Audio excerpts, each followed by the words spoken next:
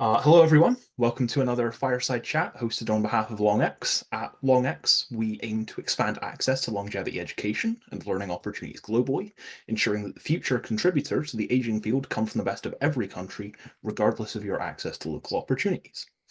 We do this through our flagship project, the Explore Fellowship Program, which includes access to our longevity primer course and career development opportunities with various industry partners and is currently accepting applicants for this year, so please apply if you're interested. Outside of the Explore program, we host this series of fireside chats with interesting and knowledgeable people from across the field, like Alexey, who we think the next generation might like to hear from. And finally, through our series of educational articles. Without further ado, it is our honor to host Alexey Strygin. Hi, thanks a lot for inviting me. So now I suppose I have to introduce myself. Go ahead. Yeah, I define myself and call myself a bioentrepreneur. So I've been a hybrid of economics business person and a biotechnology person. So I have formal masters in biotechnology and formal bachelors in economics. It was already a considerably long time ago, not too long, but more than 10 years. And my career after that was actually doing something on the being like a hybrid between science or medicine and business. So I either helped scientists build companies and go to market, or I helped like investors and business people to understand what actual science is about.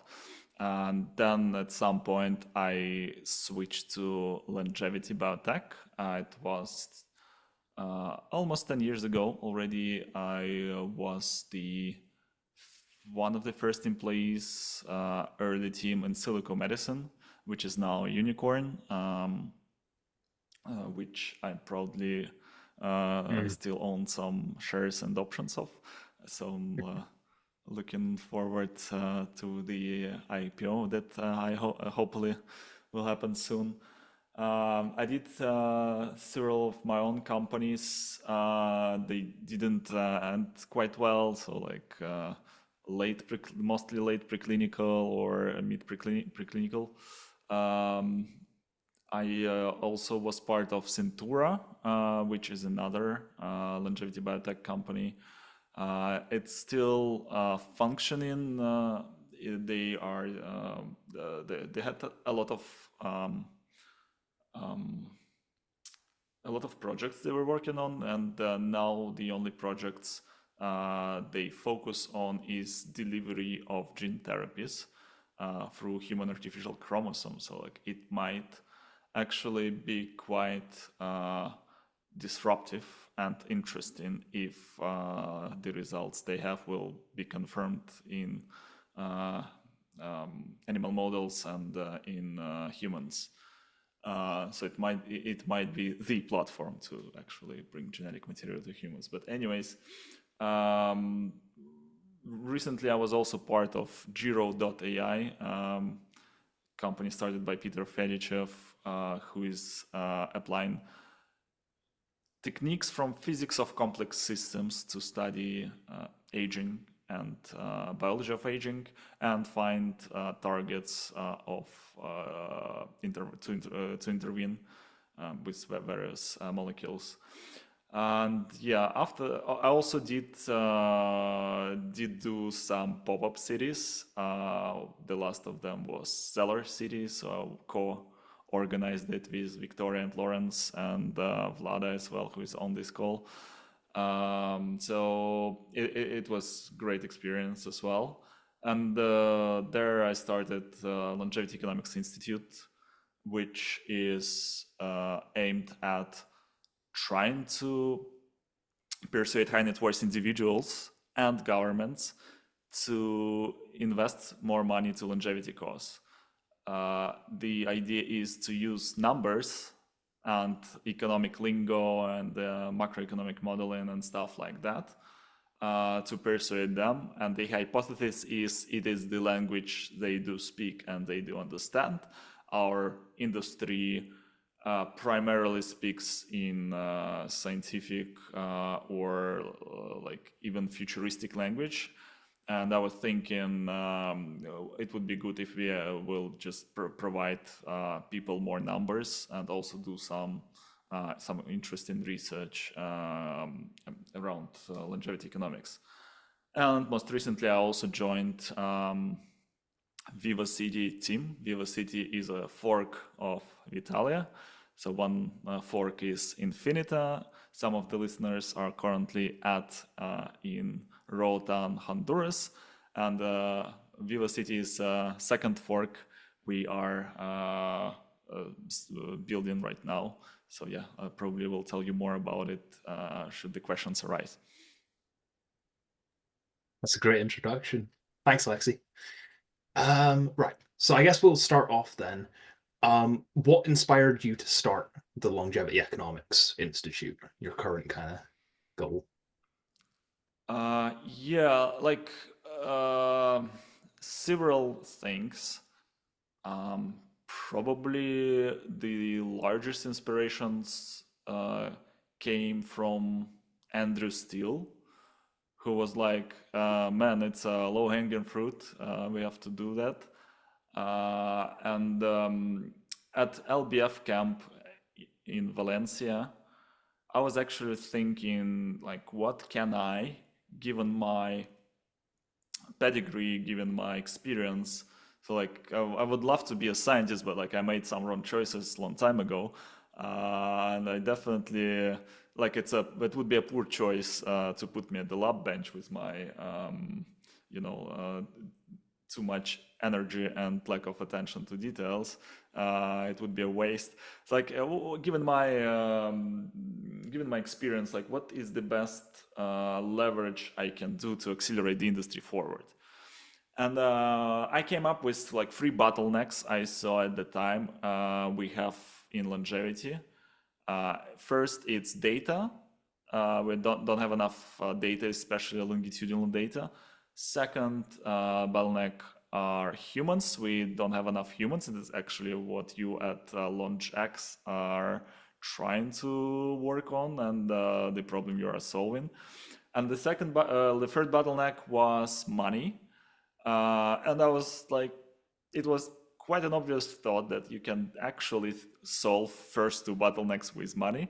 So you can just, I mean, imagine just being able to pay higher wages. So you like instantly get hundreds of thousands of people working on longevity because they probably would love to do it, but they have to work on like cancer biology or like some other stuff where they would actually pay money. And then I was thinking like, yeah, what's the most effective way to get more money to the industry? And the thing is, like, we see that, like, for instance, VitaDAO, they did great. They supported several labs and several companies. But like the sums of money are quite small, relatively speaking. So it's like 100K, like 50 to probably a million. And like doing something like that, raising a new fund, raising a new company would move the needle ever so slightly.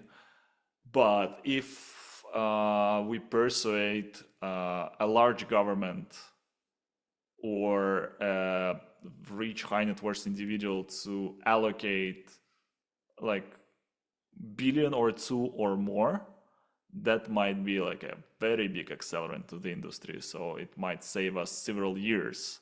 So we might get to longevity escape velocity faster. And I thought, that was probably the best implementation of my experience. But like the problem I had back in May with that idea, I didn't understand how to earn money on it.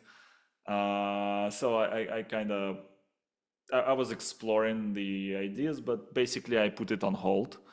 But then at Zeller in the end of fall, I'll just start it because I had 2 other volunteers who wanted to found it with me, and they just wanted to do something. So we'll just start it and see what happens. Yeah, and yeah. Yeah, I honestly, if I'd known, I probably would have been one of those people who volunteer because I've also been a fan, and I know we share an interest in Andrew Scott's kind of Yeah, works. I've always been kind of interested in yeah. um He's that as an definitely angle also for an bringing. inspiration. Yeah, we actually share both an inspiration from Aubrey, like having got us into the field, and Yeah. Andrew Scott. So I'm curious, you talked about high net worth individuals and potentially, convincing them through um longevity economics. What do you think high net worth individuals stand to gain, I guess, from the economic benefits of longevity compared to governments? I think like they already do um, non-profit investments. They already do charity. So the urge to help humanity definitely exists, at least in some of them. At least in some of them. Another like mental exercise I did, that's like the most efficient way to spend $1 is currently buying mosquito nets, like to people in Africa. But we know it because someone came ahead and calculated, okay, you like what would be the most efficient dollar? Like, so it was, I think, the people in effective altruism community, and but they didn't calculate what would happen if we invest $1 in longevity biotech. Probably it might be on par, probably even better. We don't know. So I was thinking it would be good to do calculations like that and to convince them, like, look, you can bring a lot of value to humanity investing in longevity biotechnology. So I think this is that side of the coin, and the altruistic side of the coin.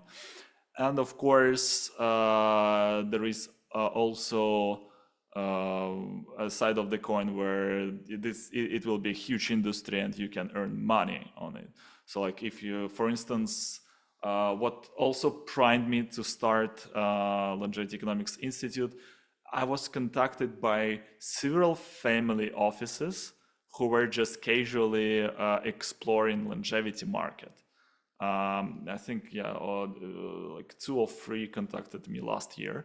So I was like, okay, they are definitely being interested in that. So this is also this commercial side of the coin, and I like ideally we might be this place, like a point where they come and we help them to navigate the industry and to like start indoctrinate them in the right way, not like through supplements, but like through uh, some radical possible investment and opportunities.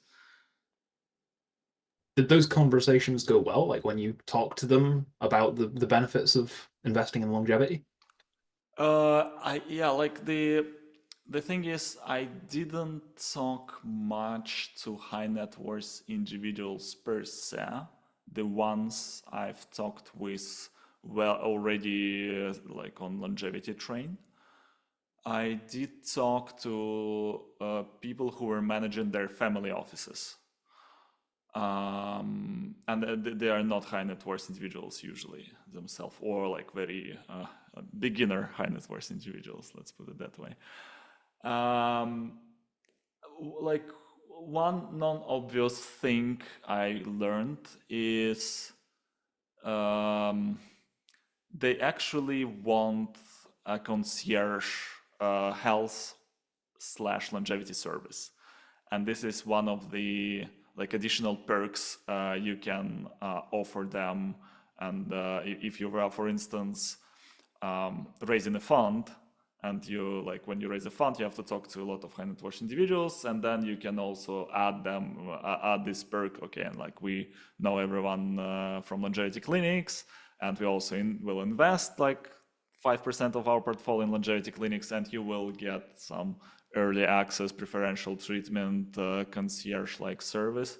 And like several family offices actually had this concierge-like service. Like there are some family office is like a very different beast. So like they structured in all sorts of ways. And like one office I talked to, they have a lot of LPs, or they call it family members. Like it was about 20 or 25 of them. And this family office had a special medical concierge to everyone. So like any medical questions they had, they went ahead and could ask the office itself. Hmm. I'm curious. As much as how much you spend on longevity, there's also the question of where you spend it, how you allocate those funds. Is that something that you're also like trying to come up with recommendations for in your institute? Yeah, look, only just started, and we started to to even it's even hard to approach how to think about it.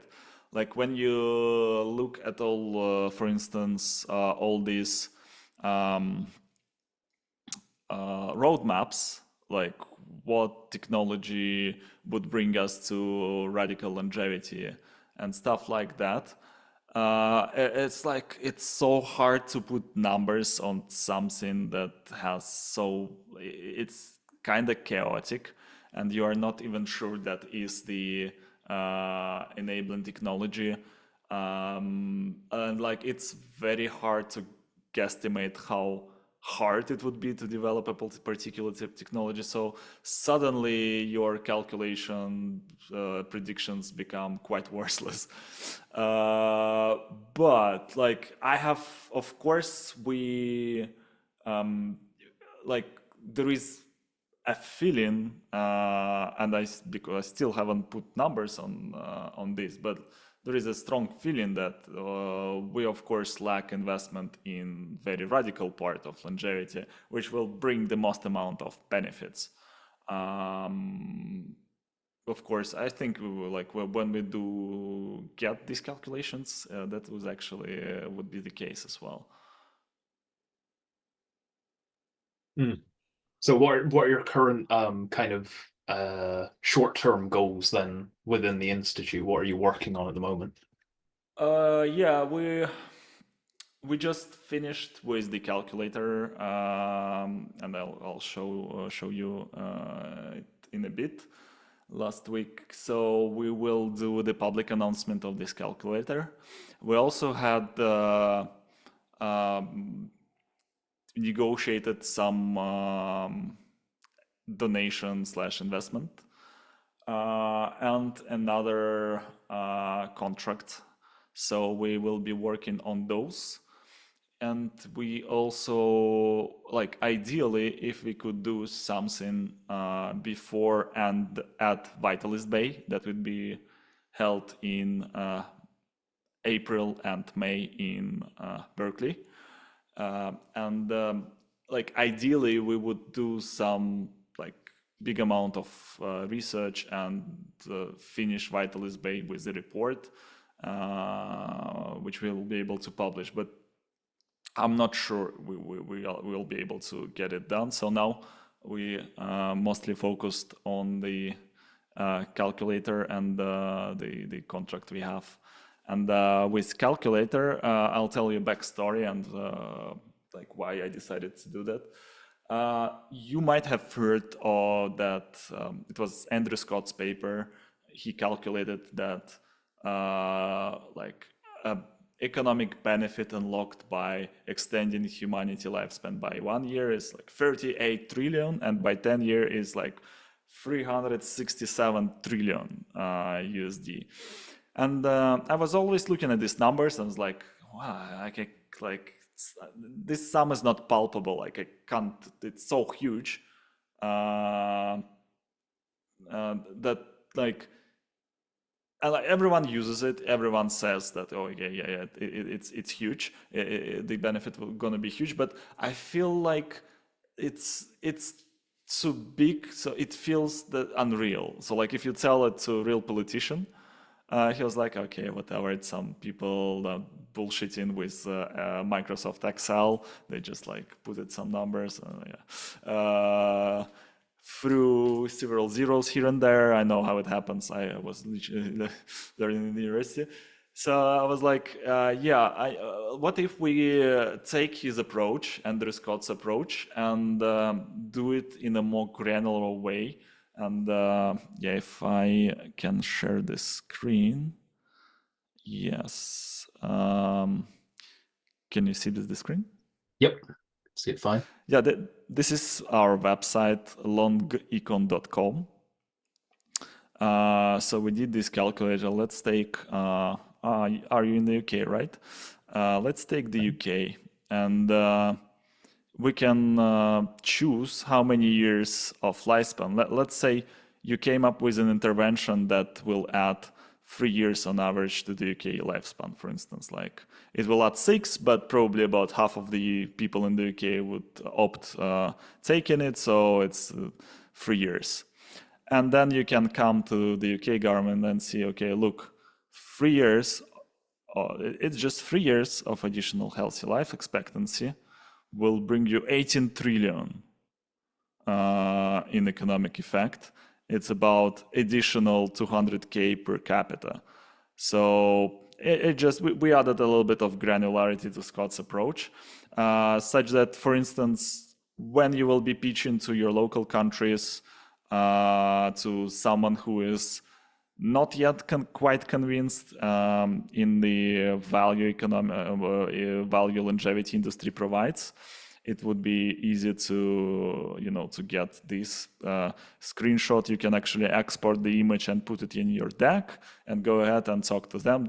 And if they ask questions, there is methodology there, so you can just throw them like, okay, go ahead and read this methodology if you want to know how it was calculated. Then if you want to learn more, he will get into the paper by Scott and probably fall asleep or started to be bored. But the message would be clear, like it's a lot of money these guys can bring to the UK. And there are currently 13 countries, all US and several European countries, probably I think Israel. Will add more. That there are like some methodological nuances there, but we add more a little bit later. Yeah, I was going to ask if there are some countries where it's hard to get the data to accurately make those calculations. Yeah, no, it's honestly the like if you are really honest and dive into the methodology, it's in my opinion overestimated a little bit, and uh, also it's based on value of statistical life. It's something that statisticians use to calculate like if someone die, how much money they'll have to pay. So when what Scott did, he just calculated the value of statistical life for some countries and then extrapolated the data for others. And he didn't come up with this approach of extrapolating data, but there is a lot of assumptions. But I mean, if you're used to economics and macroeconomics, you're kind of fine because there are a lot of assumptions like that in the models. But if you come from more precise sciences and you then suddenly dive into this economic modeling, you might be surprised how large of a guesstimate it actually is. But like it's you can just infer, like with country level data is quite abundant, and you can just infer from other, like from similar looking countries, how the how it would look like for this particular country. Having said that, we will be posting research on individual countries soon. So we will start from Germany. Stefan is on the call. He's German. He's one of the co-founders. So we just started to work on Germany. It will be the first country we release additional report on. But it will be even more granular, so we will explore how longevity looks in this particular country, how are the country like any policies they're implementing to improve longevity in the country, what are the notable people, labs, startups that are associated with the country. So yeah, subscribe, and we'll be releasing it within a couple of weeks. I'm excited. I'm genuinely excited. I've wanted something like this for a while. So yeah, and it's not so much of a problem that you have kind of some guesstimates in your calculations when you're bringing these figures to politicians, right? That's a world where they're very used to these kinds of discrepancies. Because with country level data, it's hard to be that precise. Yeah. Is there anything particularly interesting that you found like so far during the process of making this tool when you were first kind of looking at the Yeah, numbers? no, not really. Like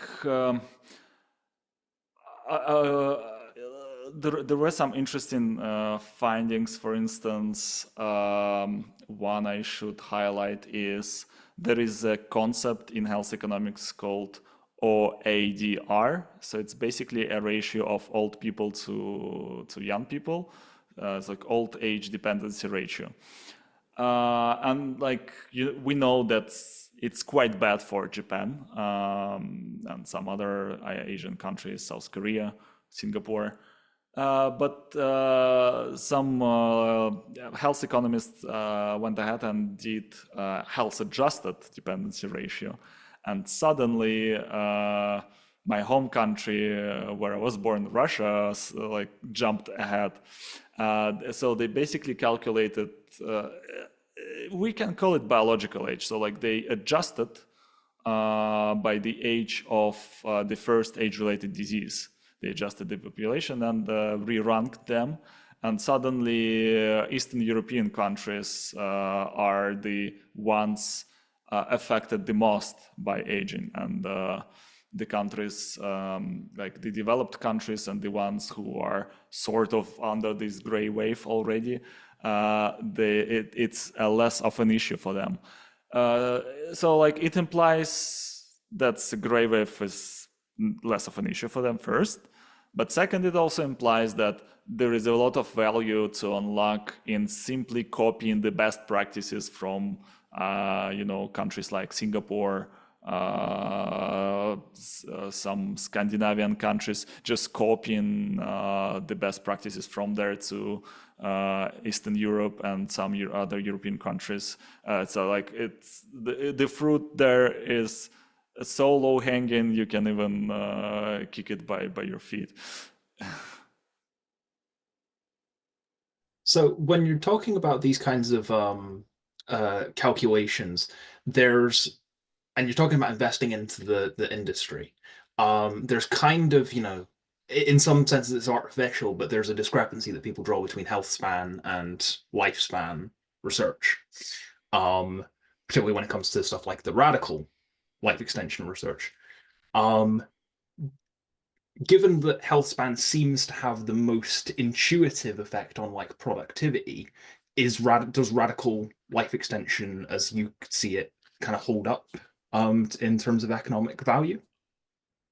Yeah, to be honest, I don't really, I'm not quite engaged in these debates because I think radical life extension will increase both so substantially that it's wasteful to have these debates.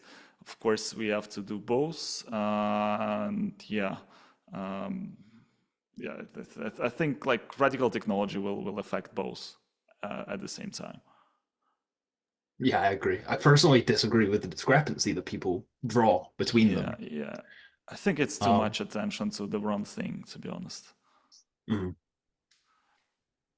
What like first convinced you that longevity had a lot of like economic merits? Most people, when they first hear about longevity, they think biology, they think science, but then when did the economics of it really start to occur to Yeah, I you? don't I know know. you I do have an was economic background.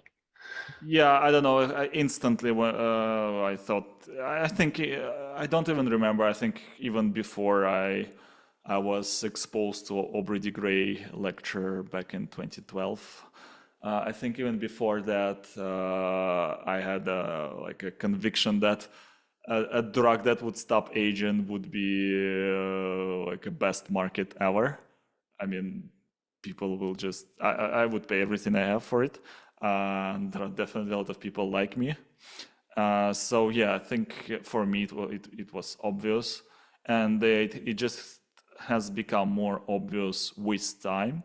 So like a lot of people, if you ask the right question, you already have like tens of percent answering positively that they would use such drug. But I think a lot of people have this cultural indoctrination by deathist and by culture of Christianity, Islam, and whatever.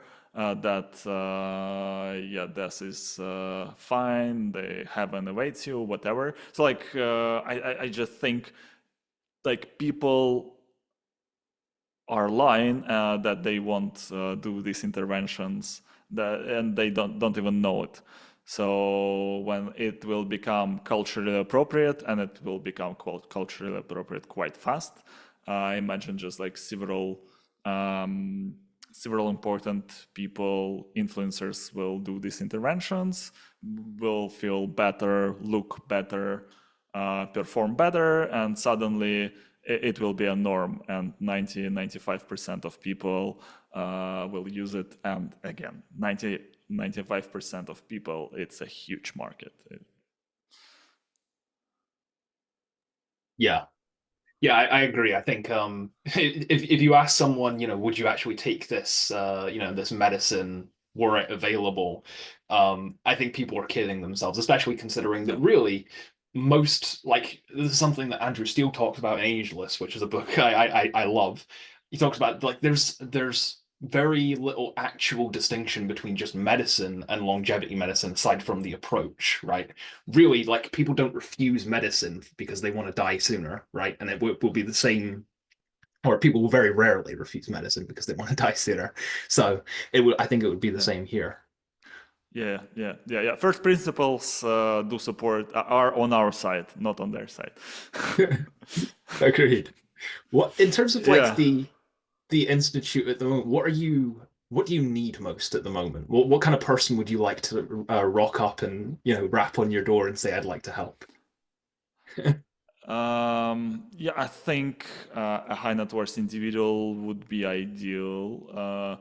Like someone who has no exposure to the industry, and we will just, take his hand, help him to create a foundation to invest or support or donate. I think someone like this, like if I could ask for someone, I would ask for someone like this. Hmm. And what about so for the less high net worth individuals among us, what kind of skill sets do you think like would Oh, do you help mean most with the growth? for Yeah, volunteers and yeah, for potential? volunteers. Yeah, I mean, it's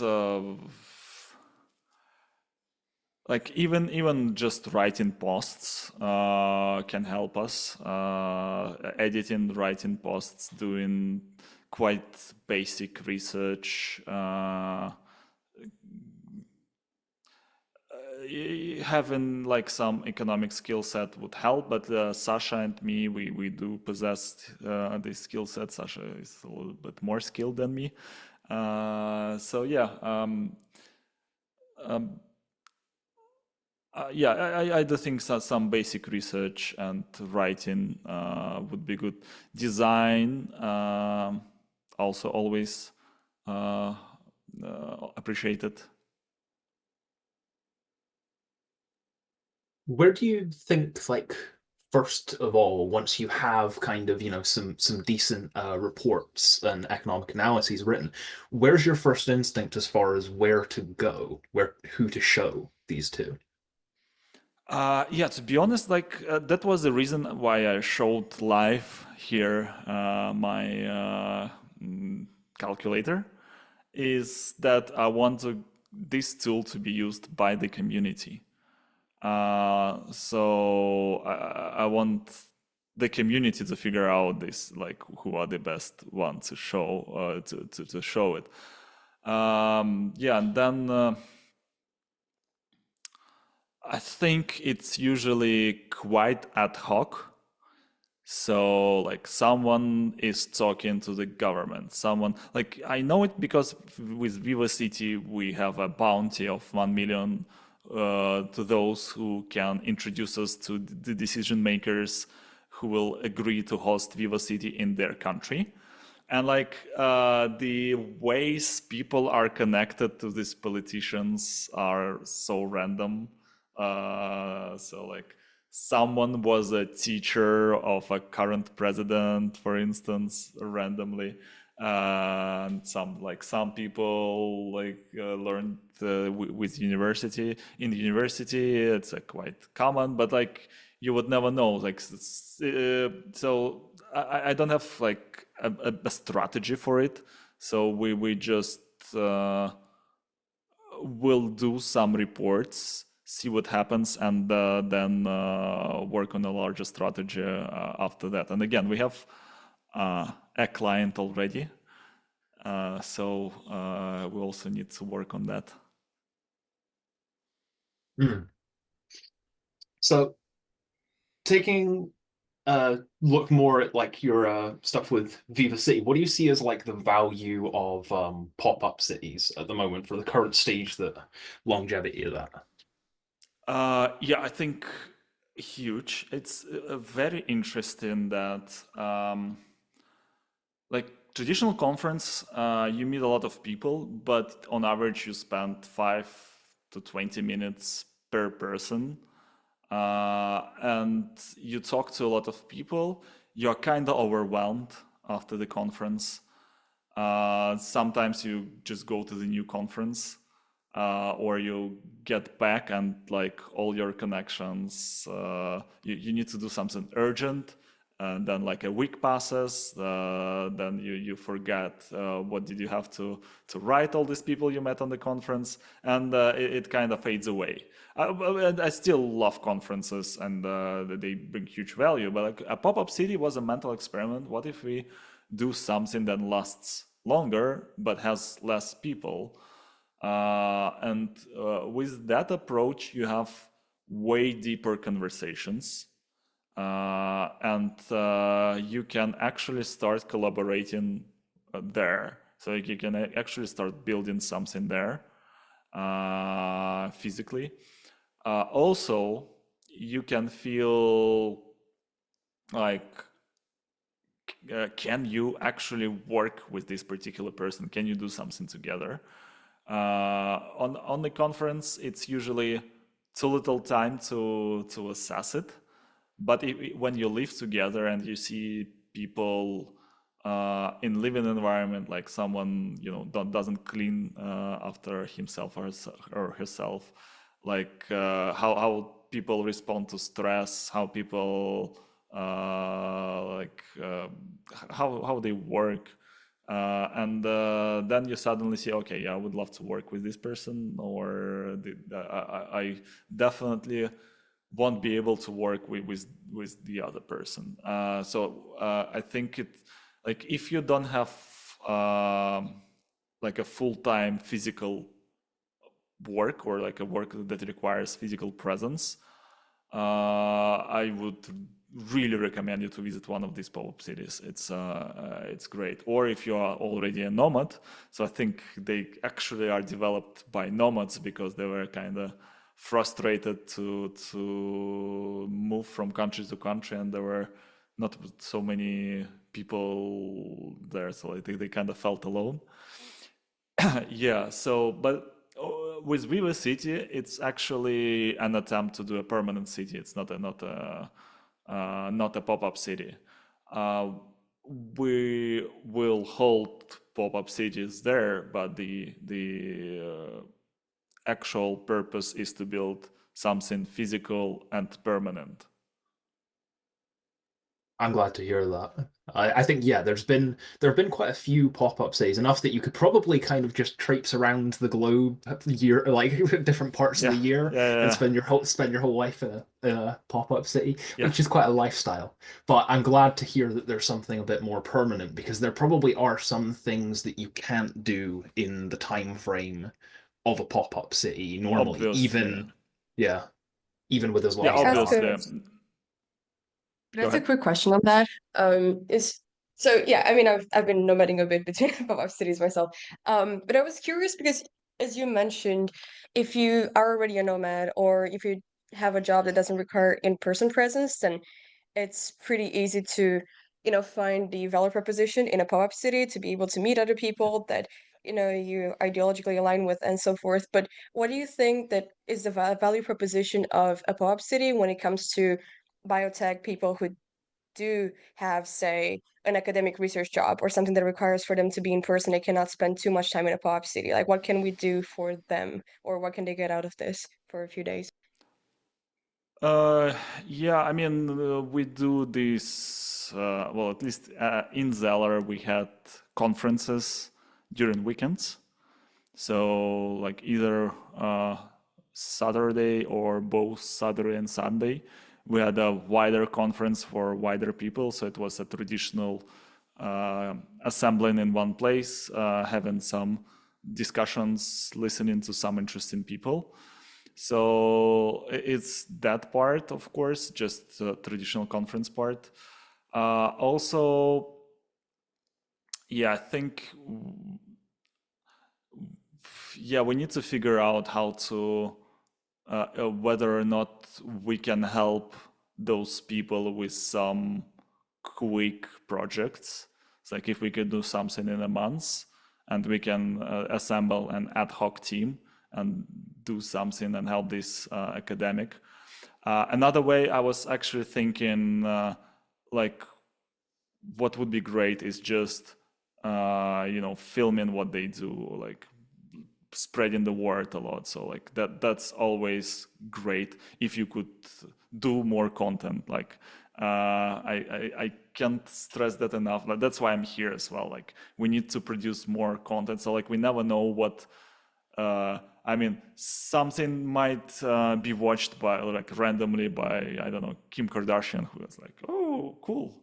Suddenly, like, I don't know, YouTube algorithm will offer someone with like huge following a lecture like that, and that might be the inflection point that like gets the industry out of the niche we are right now to the like exponential growth curve. So like I think helping them to produce better content of what they do, like that's some ideas I had from my head. If you have other ideas, would be curious to hear it. Yeah, yeah. I was actually also gonna ask like a follow-up question because I do love the content idea that I haven't been thinking about. But do you think there are specific projects that a pop-up city can incubate better than any other environment? This is something that I've been thinking about myself a lot in terms of some people want to run like small clinical trials, let's say, for over the span of like 1 month and then analyze data or do stuff more on the lifestyle side. But I was just thinking, I was just wondering if you thought of other types of projects that pop cities can really help run compared to typical academia or startups or something else. Yeah, no, no. To be honest, no, I cannot really think of something right now. I cannot But either, but this is why I was just wondering it. So it's reassuring that, it's a good question. Good question. Thanks for answering. We've got about 10 minutes or so left in the scheduled time for this. So if anybody's got questions, now would definitely be the time to ask. But Alexey, is there anything that I haven't asked you about that you wish I had? Anything you'd like to talk about? Yeah, I think I want to talk a little bit more about Viva City. I mentioned it a couple of times already. So join our community there. We just started, and we would need all sorts of people, both volunteer, part-time, full-time, at some point. So there is, we have a Telegram called Viva City Builders Hub. Also, we have Telegram announcement channel, Viva City Announcement. And we have Twitter. So like if you can join there, we will soon be releasing a lot of new excitement announcements. And if you could spread the word and help us. Also, we are working, it's basically a special regulatory zone, special economic zone. So if you know a regulatory expert or like someone who did this the laws for places like that, it's a quite a niche application, but like it would be great to think the details, like the nitty-gritty of how it would look like. It's something that I would need to work on. And of course, I built a special economic zone here, but I was not involved in actual jurisdiction and like the actual thinking of how to do the actual laws and how to word them. So like that would be useful. Again, if you know any people in governments, or if you know a person who knows a person, we have a referral. It's called I think recurrent referral or something like that. So whatever, if you introduce a person, you get 500K. If you introduce a person who knows a person, you get 250K, etc. So it's a geometric progression. Cool.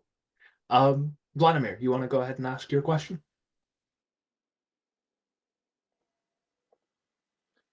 Yeah, hi everybody. Thanks for the talk, Alexey. So I have two questions, one about the Economics Institute and one about Viva City.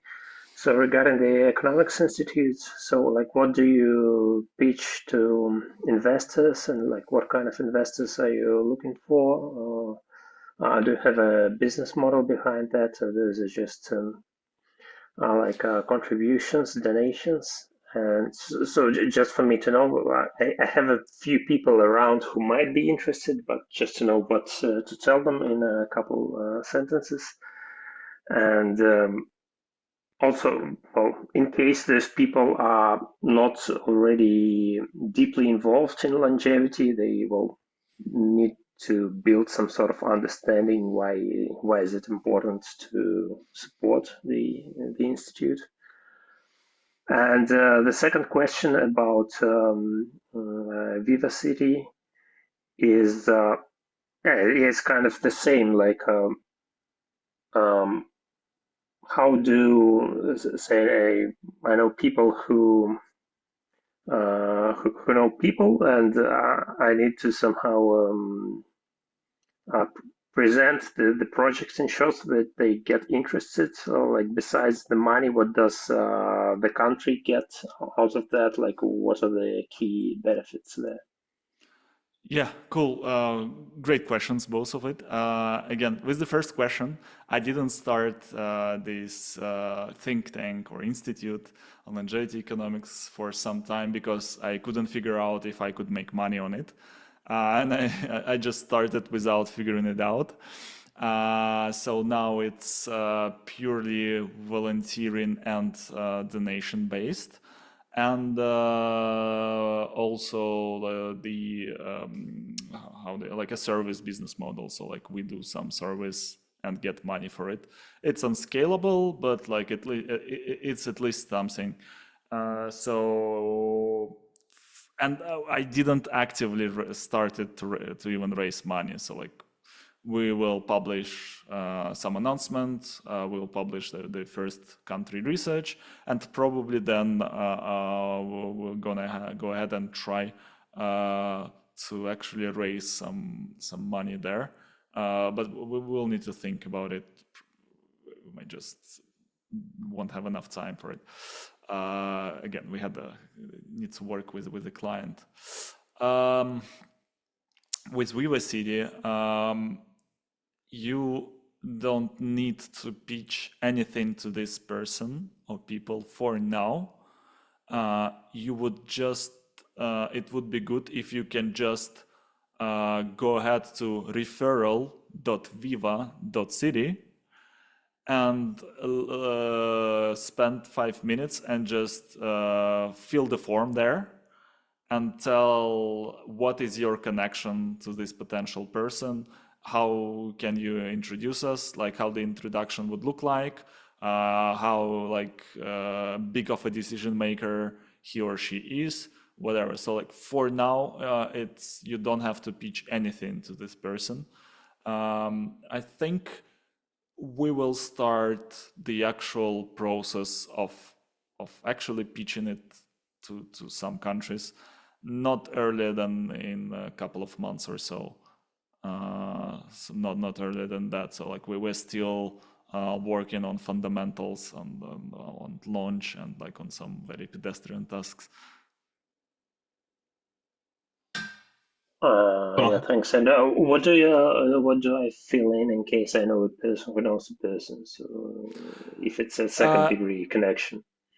Yeah, like you will figure out the mechanics yourself. So like you will, there is a referral link somewhere that you have to put your email, and then it will generate a specific link just for you.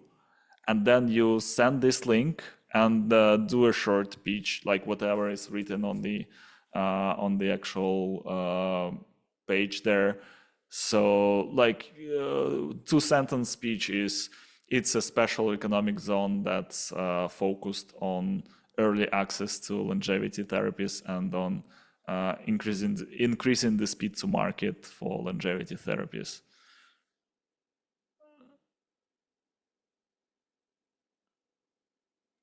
I've shoved a link in the chat there for anybody who immediately is interested in this or would like to save it and send it to someone they know. Any other questions? We're approaching the end of the time now.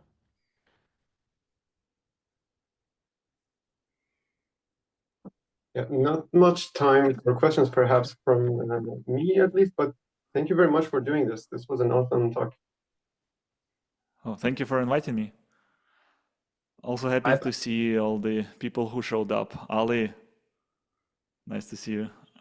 Vladimir, it was also nice to see you as well. And Dada, Denisa, Galina, Vlada, and you guys as well. Yeah, lots of great people I've not seen in a while showed up today. So thanks everyone. We're gonna have a recording of this up in a little while, probably up in a week or two. In case you'd like to send this to anyone.